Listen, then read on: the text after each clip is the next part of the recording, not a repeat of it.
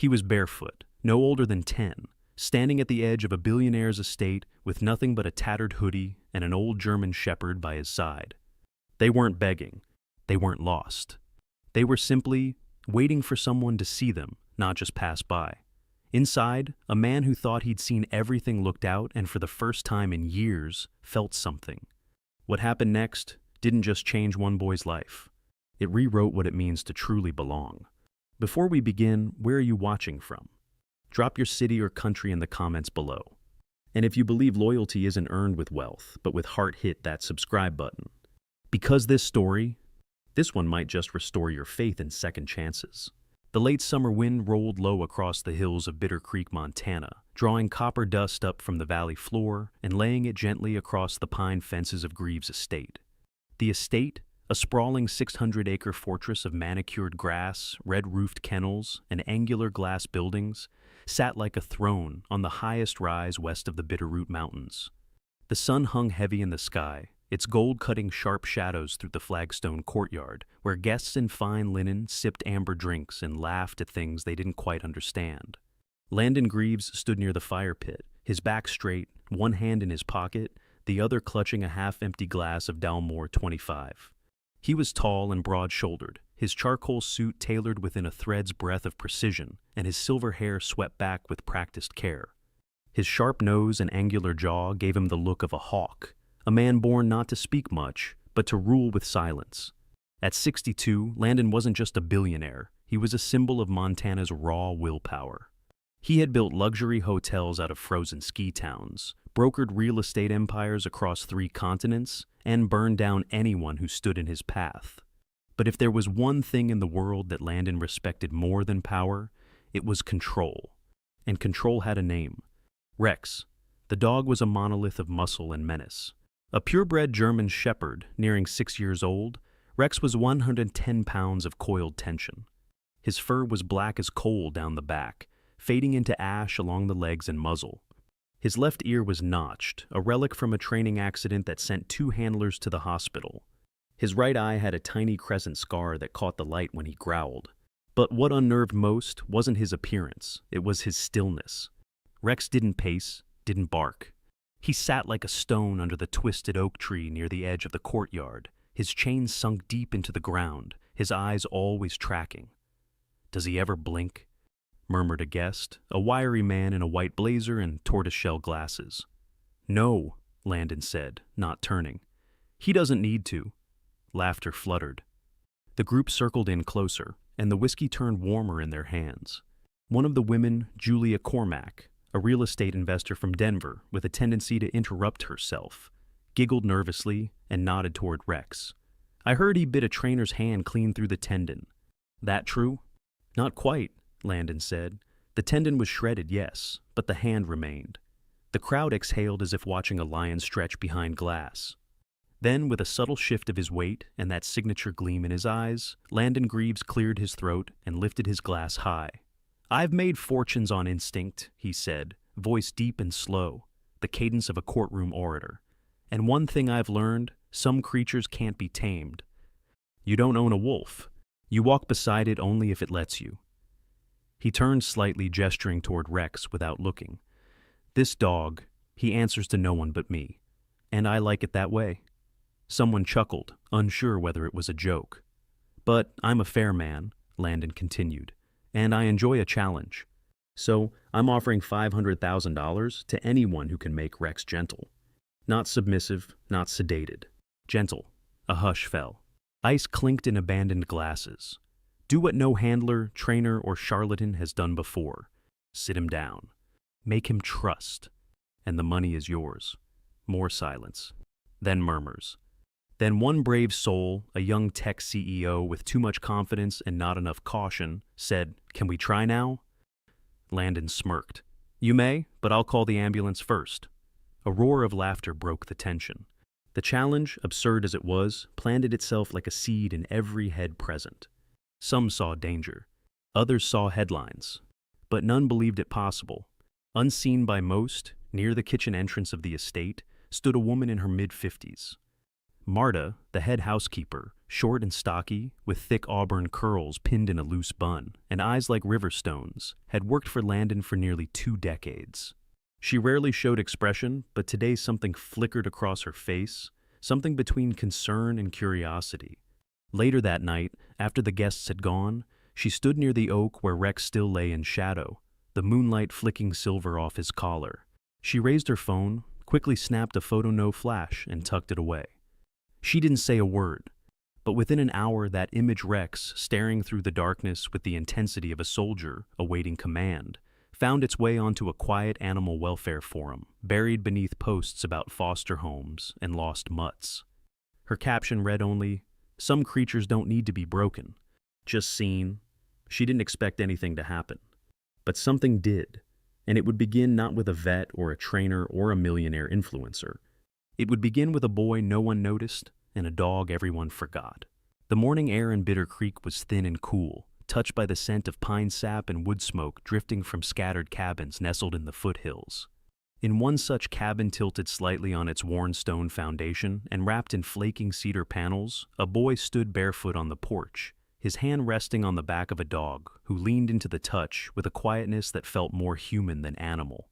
The boy was Owen Hale, 10 years old, with wheat-colored hair that always seemed in need of a comb, though no one ever bothered.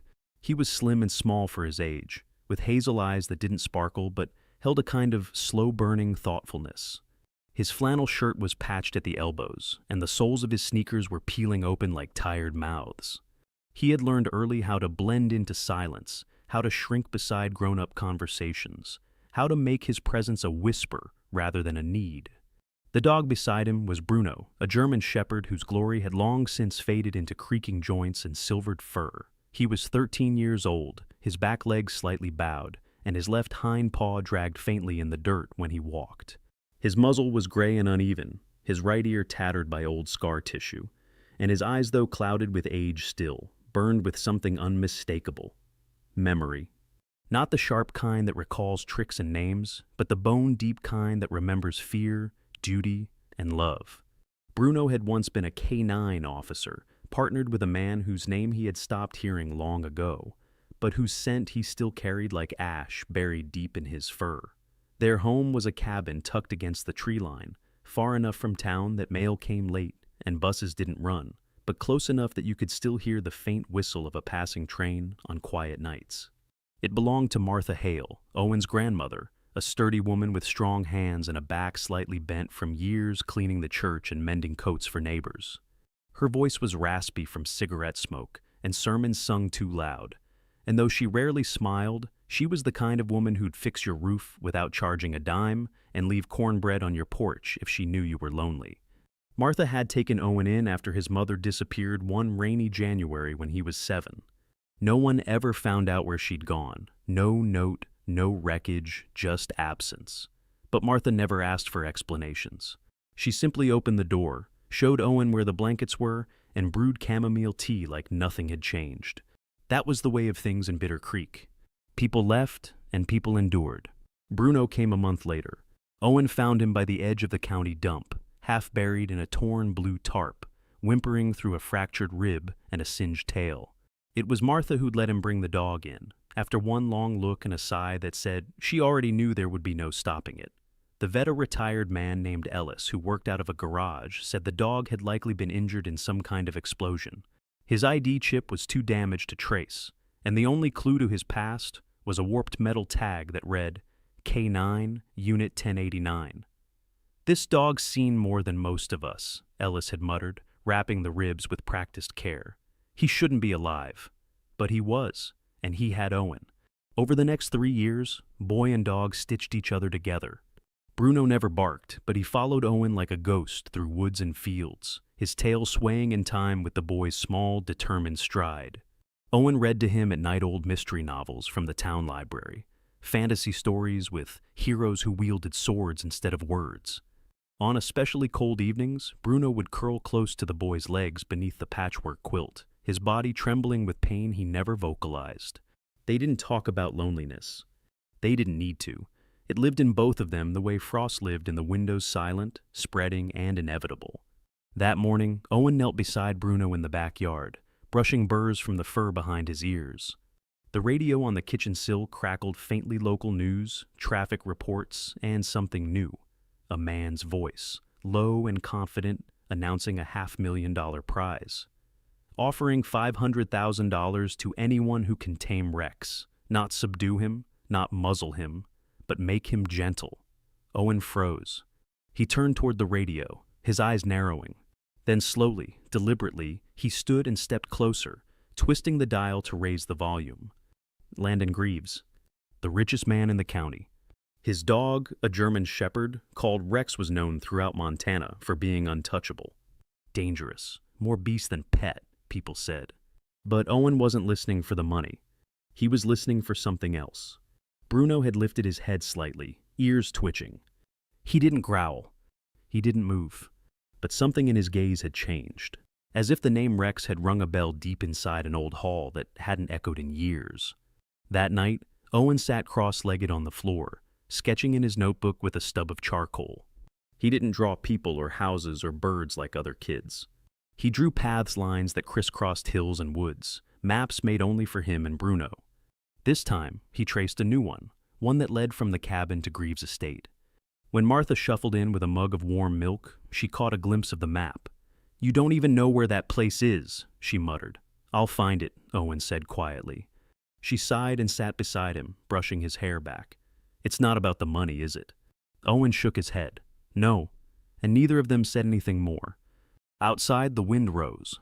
Bruno shifted in his sleep, one paw twitching, his breath shallow but steady. He was old, he was tired, but somewhere inside him, something had stirred. The morning sun climbed early over Bitter Creek, casting a sharp white glare across the long stretch of Highway 14. Heat shimmered off the road, curling in ghostly waves above the faded yellow lines.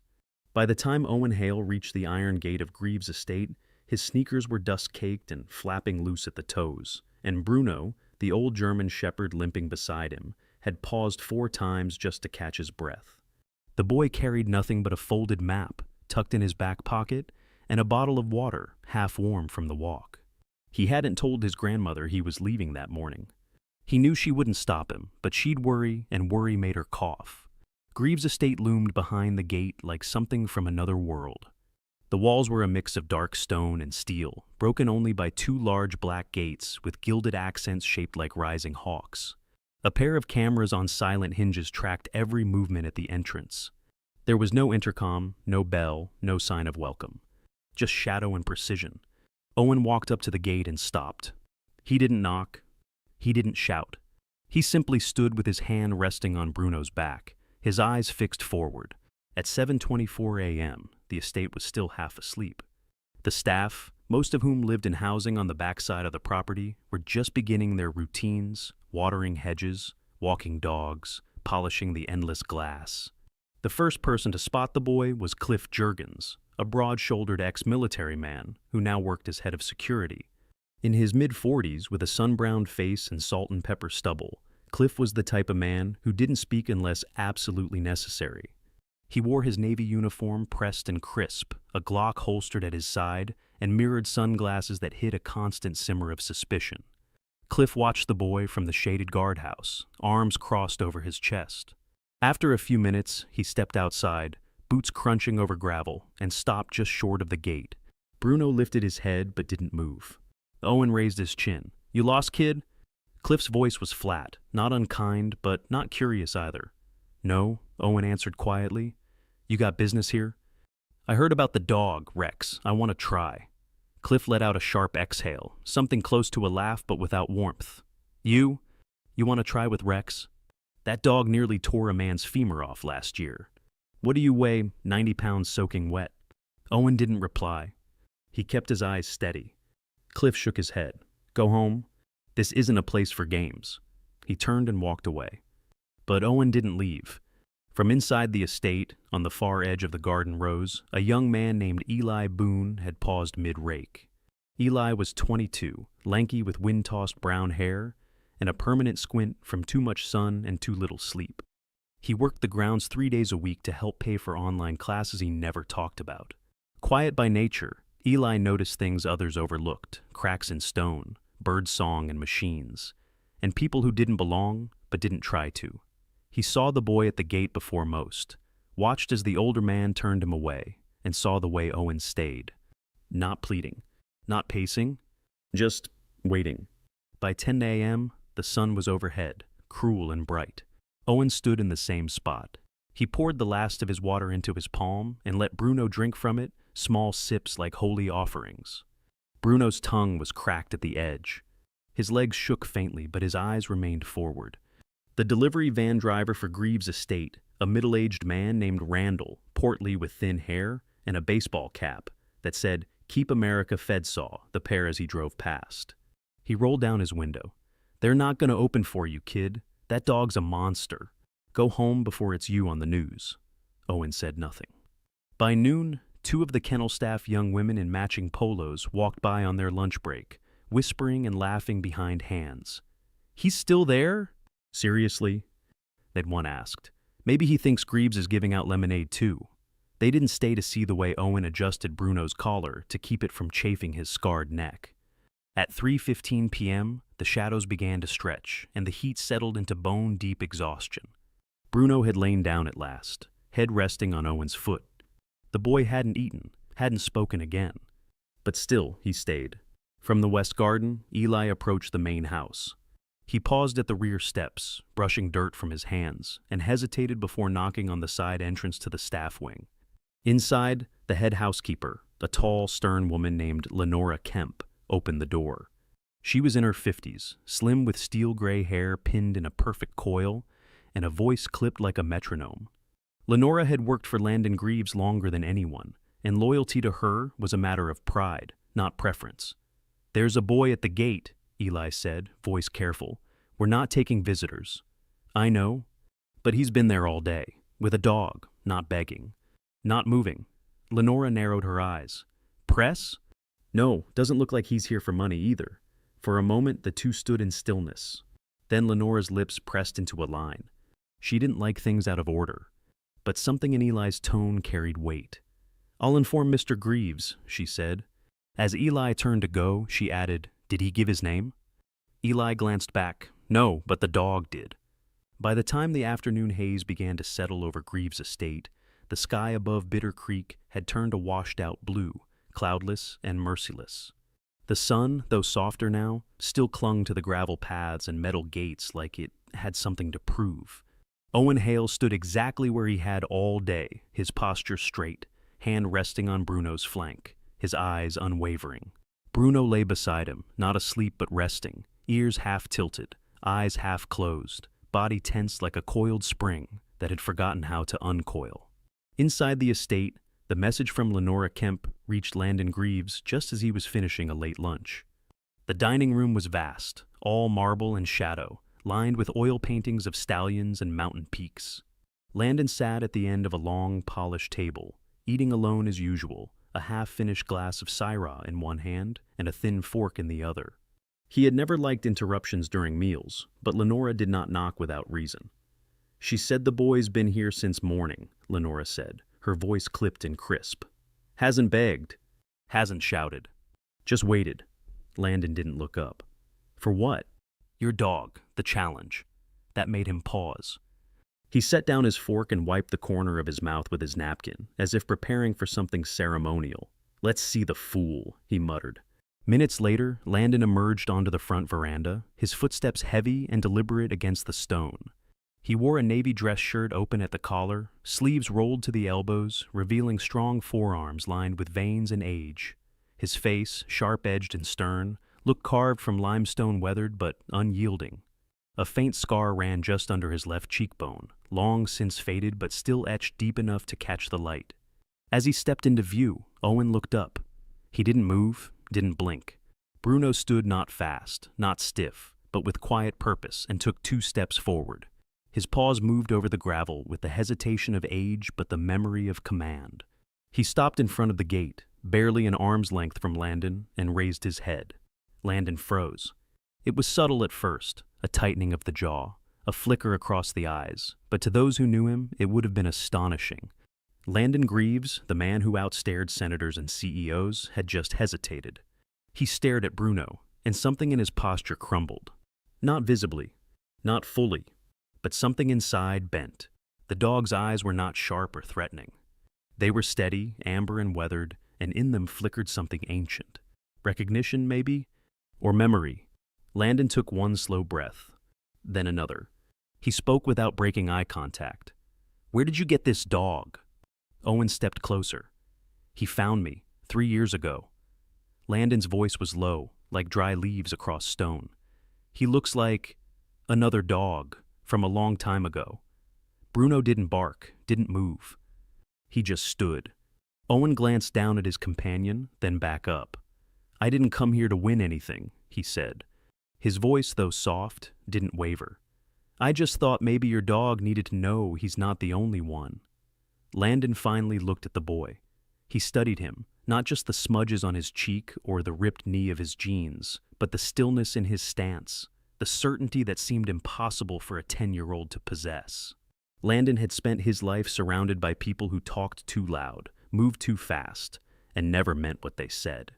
This child, barefoot and dust-covered, had stood for hours without demanding a thing. "You know what Rex is capable of?" Landon asked. Owen nodded. "I've heard. You're not afraid?" "I don't think Rex is angry," Owen replied. "I think he's scared." That gave Landon pause. "And you believe your dog can help?" "No," Owen said. "But maybe Bruno doesn't have to fix him. Maybe just being there's enough." For a long moment, nothing moved. Not the leaves, not the air, even the birds seemed to hush. Then Landon turned to Lenora, who stood nearby like a sentinel. "Bring them in," he said. "Sir?" "Tomorrow, at sunrise. One chance." Lenora nodded and disappeared into the house. Landon looked back at Owen, his expression unreadable. "You'll have 5 minutes. No cage. No leash. No second tries." Owen nodded once. He didn't smile. He didn't celebrate. He only reached down and rested his hand on Bruno's head. "Thank you," he said. But Landon was already walking away. As the gates slid open, Cliff, the security officer from that morning, watched in disbelief from the shadows. Eli Boone, still holding a garden rake near the hedges, allowed himself the smallest of smiles. Bruno stepped forward through the opening. The gravel shifted beneath his paws, and he moved not like a frail dog, but like a soldier reporting for duty after a long, long silence. The sun rose pale and cold over Bitter Creek, casting a thin layer of frost on the grass that shimmered like glass as it melted. Morning mist lingered low over the training yard of Greaves' estate, weaving around the metal posts and sand-filled barriers like cautious ghosts. By 6 a.m., the handlers were already in place, moving silently, setting perimeter ropes and testing the integrity of the chain anchor buried deep in the center of the field. It was a space not meant for display but for confrontation. Rex had not been in this part of the yard for weeks. Ever since the last failed training ended with a shattered arm and 4 emergency stitches, he had been kept behind reinforced fencing, worked only by one handler at a time, always through barriers. He had become more symbol than dogga, creature honed for control, no longer trained but contained. This morning, however, was different. From the far side of the estate, Owen emerged with Bruno at his side. The boy's shirt was a little too big, and the knees of his pants were worn thin from time and travel. His expression was unreadable, somewhere between focus and stillness, like someone trying to remember a dream without waking too fast. Beside him, Bruno moved with deliberate slowness, his old joints clicking softly, the pads of his paws wet with dew. His coat was patchy and rough, his tail low but steady. He did not wag, he did not tremble. They stopped at the edge of the yard, where Cliff, the head of security, stood holding a thick rope tether. Cliff, who had mocked Owen 2 days earlier, now said nothing. He handed the boy a waiver standard protocol, and Owen, without reading it, signed his name with a pencil he'd kept in his pocket. Landon Greaves, standing just behind the boundary line, watched every movement, arms folded tight across his chest. His face betrayed nothing, but his eyes just faintly held the weight of memory. At 6:13 a.m., handlers brought Rex from the southern enclosure. He was alert, eyes narrowed, shoulders tight.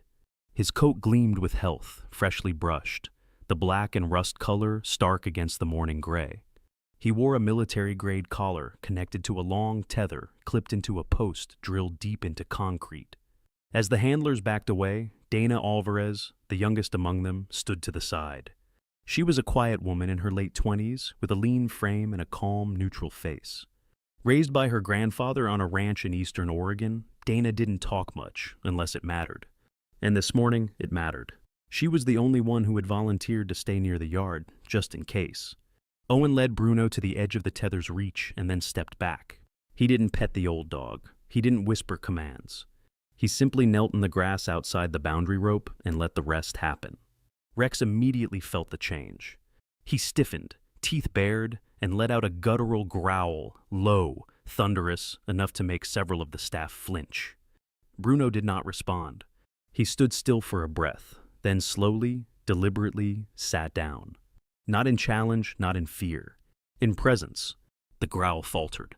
Rex lunged forward with a snarl, paws dragging the tether taut, claws ripping up tufts of grass.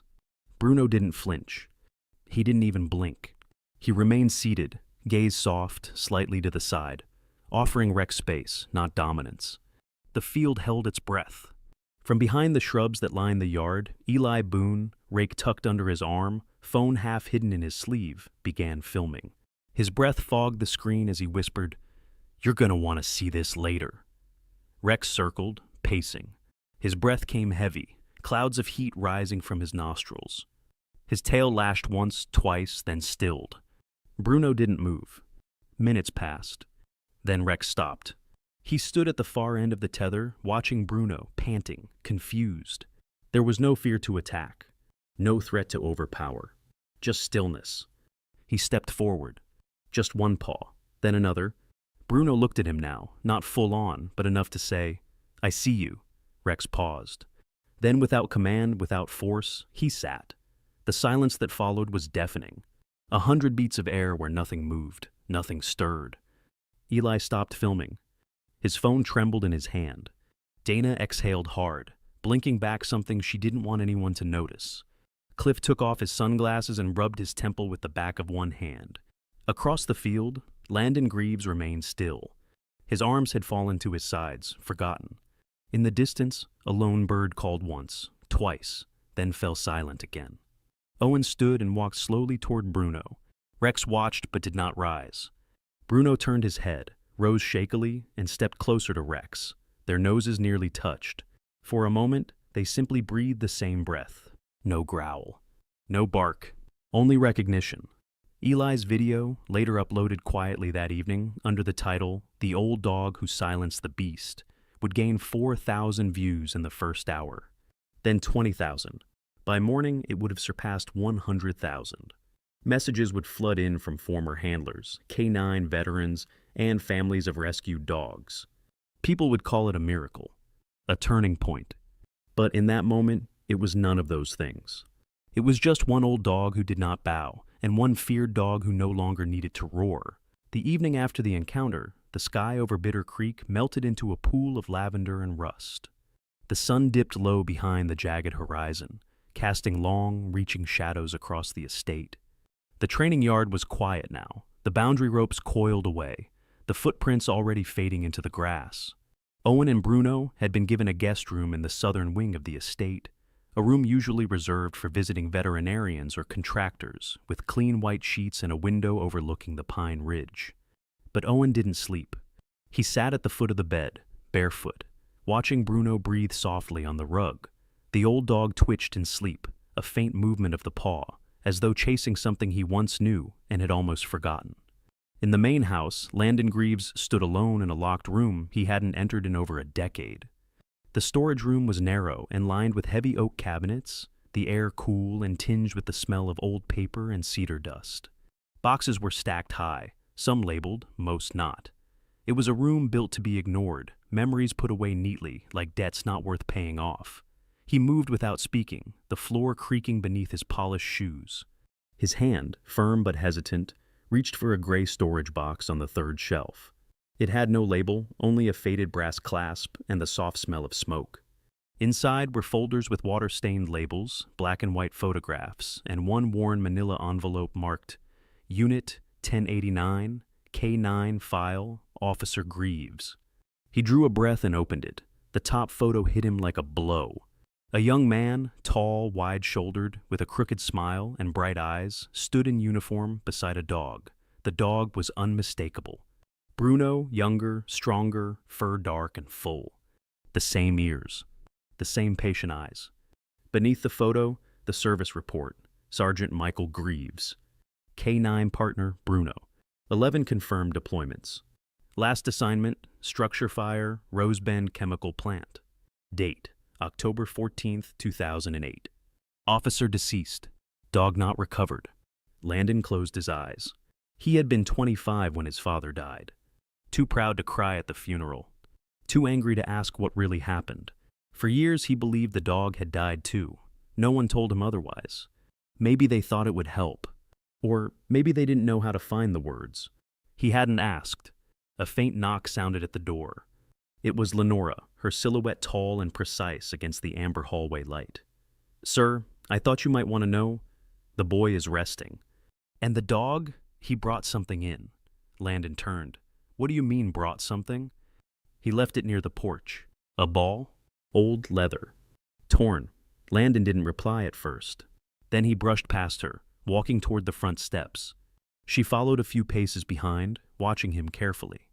The porch was cool under the rising moonlight. There, just beside the potted heather bush near the bench, lay a scuffed leather ball chewed at the edges, split along one seam.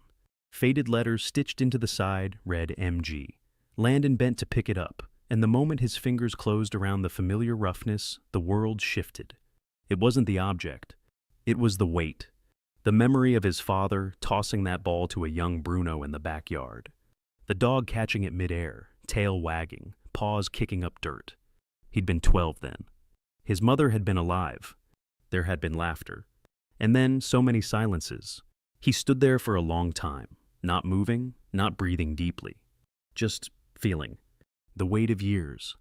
The smell of leather and pine sap. The quiet of something long buried being unearthed, not with a shovel, but with a gaze. Later that night, Owen came out onto the porch, barefoot and quiet. "She said Bruno found that behind the shed," the boy said, pointing to the ball. "Carried it in his mouth all the way around the house." Landon nodded slowly. "It was my father's. He used to throw it for Bruno. They trained together." Owen looked down. "I didn't know." "You weren't supposed to. No one did." Landon turned toward him. "He died in the line of duty. Everyone said the dog died too, but he didn't. He ran." Owen frowned. "No, he waited." Landon's brow creased. Owen went on. "When I found him, he was at the edge of the county dump. Not begging. Just waiting. For something. Someone." The two stood in silence again. No wind, no words. Landon's voice was quieter now. "He saved my father's life more than once. And yet, in the end, he saved him again," Owen said gently. "By surviving. By finding me. By coming back." Landon looked at the ball in his hand. "You're right." Owen sat beside him on the bench. "I think—" Bruno didn't fix Rex. He just reminded him he wasn't broken. For a long time, neither spoke. Then Landon reached into his pocket and pulled out a small brass tag, the one he had kept all these years, worn smooth by the pressure of forgotten fingers. It read simply, "Bruno, Unit 1089. He pressed it into Owen's palm. "He's yours now, but he's always been someone's." Owen nodded, his eyes shimmering. "He's home." That night, Landon wept. Not loudly, not broken, but whole in a way he hadn't been in years. The morning after the storm of silence, the estate stirred with new rhythm. The training yard was empty now, but not forgotten. Whispers ran through the staff quarters, down the garden paths, into the kitchen where hands paused over dishwater just to retell the moment. The boy with the old dog, the beast that sat down. The billionaire who, for the first time in years, didn't speak in orders, but in awe. Landon Greaves stood near the edge of the porch overlooking the field, dressed in a gray vest and shirt, sleeves neatly rolled. He looked older in the soft light, not aged but worn down to something human. At his side, Lenora Kemp, the ever-exacting housekeeper, stood holding a slim envelope. Her features were as precise as always, steel gray bun, thin lips, posture straight as a yardstick, but even she seemed slower this morning, less stiff. "Everything is prepared," she said. "The check, the press release, the statement. if you'd like me to deliver it. Landon took the envelope but didn't open it. No need for a statement. I'll speak to him myself. Lenora nodded and left without another word. A few minutes later, Owen stepped through the wide double doors into the drawing room. His shirt had been pressed, his hair brushed awkwardly by some well-meaning maid, but he still looked like a boy who'd rather be barefoot and outside with his dog than standing under chandeliers. Bruno padded behind him, slower than usual. The old shepherd's gait was uneven, back legs stiff, breath a little heavier than the day before, but his eyes, those worn, ember-colored eyes, remained watchful. Landon turned. "Owen." "Yes, sir." "You've won." Owen glanced down at Bruno, then back up. "It wasn't about winning." "I know," Landon said quietly. "But the offer was real." He extended the envelope. $500,000. "You earned it." Owen didn't move. The room was quiet, the walls lined with portraits and trophies, artifacts of pride. He stepped forward, looked at the envelope, then shook his head. "I don't want the money." Landon's hand remained suspended in the air. "You're sure?" Owen nodded. "I want a place for me and Bruno." "Just a room. And food. And school." The words were simple, but something in his voice struck deeper than any lecture. Landon lowered his hand slowly. "A room," he repeated. Owen added, "where we don't get kicked out, where I can sleep without checking the door." Landon swallowed. "And school?" Owen hesitated. "I like books, but I want to learn how to help dogs. Like Bruno, the ones people forget." That did it. Landon sat down heavily in the chair behind him, staring at the boy. For a man used to negotiations worth millions, mergers, land deals, this request was the most costly he'd ever considered, and it didn't cost a cent. "You'll have all of it," he said. "The North Wing has a guest suite. We'll furnish it today. There's a school in town. We'll enroll you next week." "And Bruno?" Owen asked gently. Landon stood. "He'll go to the best vet in the state. Starting now." Later that afternoon, Bruno was helped into the back of a dark green station wagon owned by Dr. Ellis McGrady, a veterinarian in his early 70s, with a warm belly laugh and fingers that smelled of antiseptic and tobacco. Ellis had been Landon's private vet for years, a man with wiry gray hair, thick glasses always smudged, and a habit of humming Sinatra while stitching wounds. He wore faded jeans and a flannel shirt under his lab coat, and had the voice of a preacher and the eyes of someone who had seen animals die in his hands more times than he could bear. He examined Bruno slowly, carefully, hands moving over old scars and stiff joints. "Well," Ellis muttered, "he's got arthritis in both hips. Ligament strain in the right hind. Probably some spinal compression, too." Owen's face tightened. "Is it bad?" Ellis didn't lie. "It's serious." "He's in pain, but manageable with meds and short walks. No more chasing rabbits, though." Bruno lifted his head, eyes scanning Ellis's face. The vet smiled. "But he's alert. Heart's good. Lungs are aging but strong." And his eyes? He leaned closer. "You ever seen a dog this old still look like he knows your secrets?"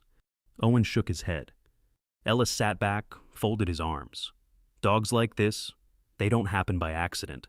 That's loyalty that's been through fire. You don't fix it, you just earn it." When they returned to the estate, Bruno was given a bed in the sunniest corner of the North Wing suite. A blanket was laid out, and a note written in neat script sat folded beside it. "Welcome home, L."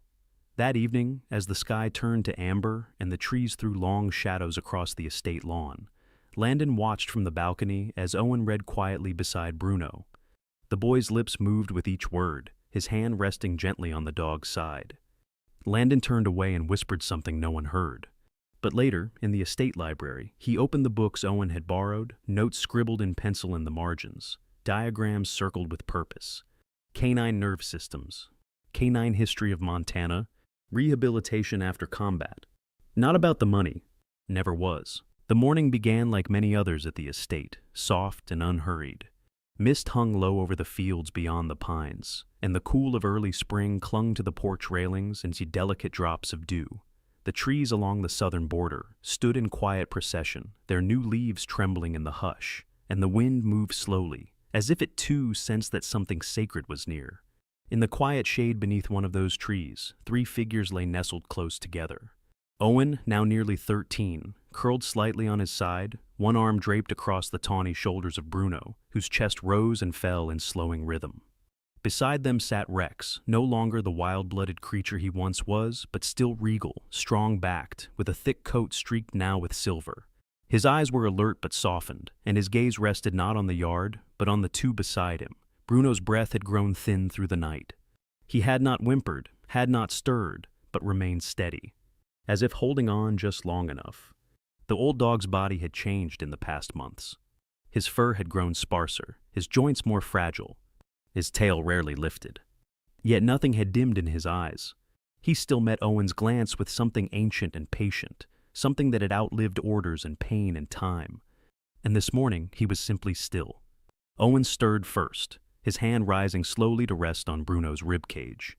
When he felt no movement beneath it, no rhythm, he didn't panic. He didn't cry, not yet.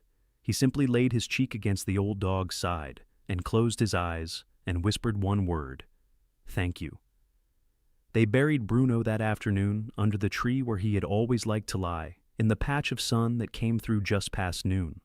Landon stood with Owen through the whole thing, one hand on the boy's shoulder, his other gripping a worn leather collar now wrapped in linen.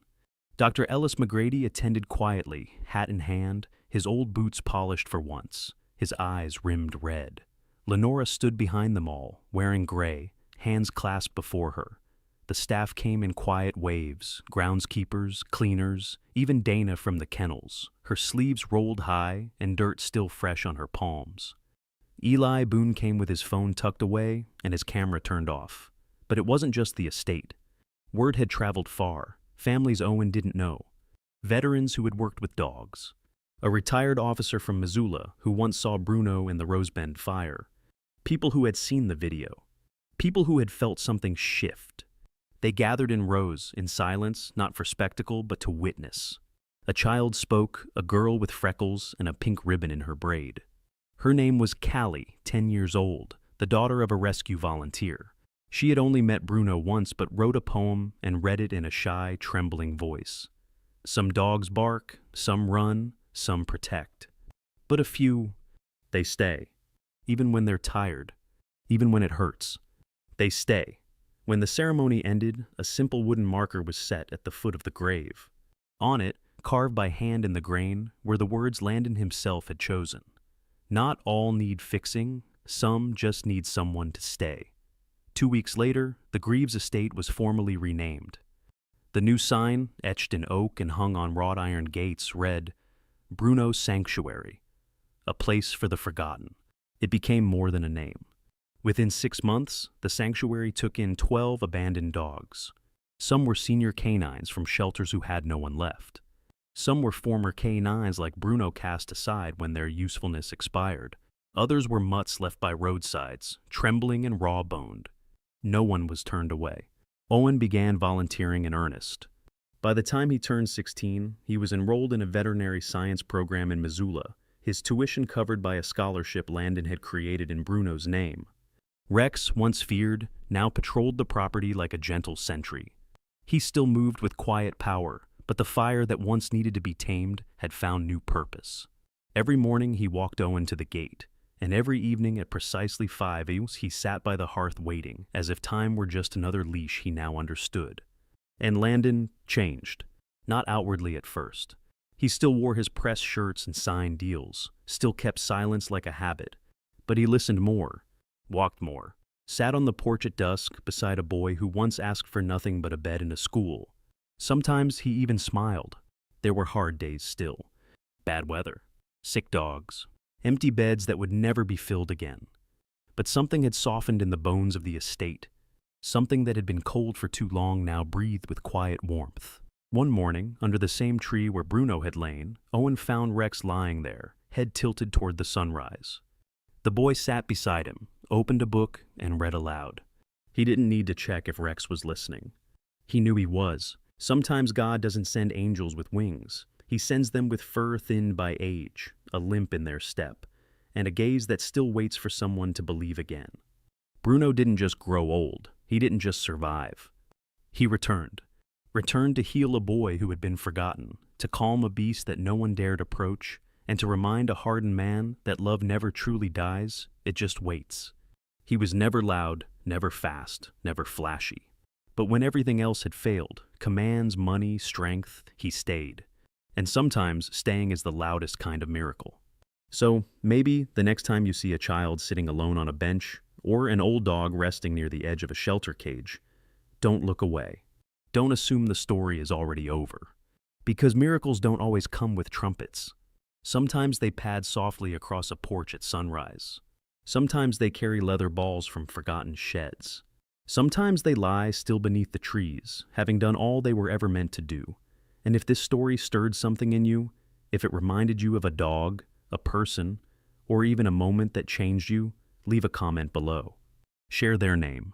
Share what they taught you. Hit that subscribe button if you believe that old souls still matter, that broken things can still shine, and that the quietest love is often the deepest. Because somewhere out there, there's another Bruno. And someone, maybe you, is meant to find him.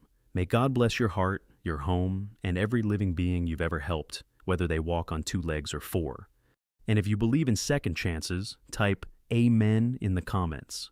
Someone else might need to see it today.